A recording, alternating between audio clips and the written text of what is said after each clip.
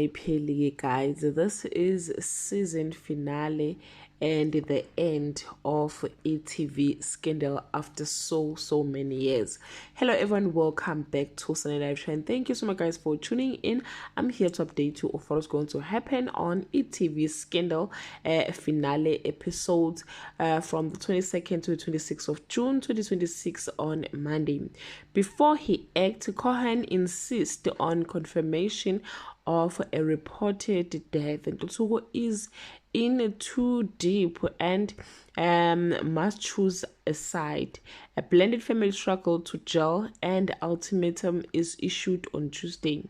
Two unlikely allies join forces on a mission to uncover the truth. Malaza smells a rat. News of a tragic incident or accident circulate but bring more questions than answers on Wednesday.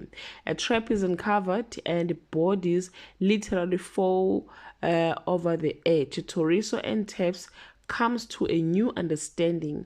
Botsotso confides in his mother on Thursday. As loved ones are laid to rest, Cohen gets an answer he wasn't expecting.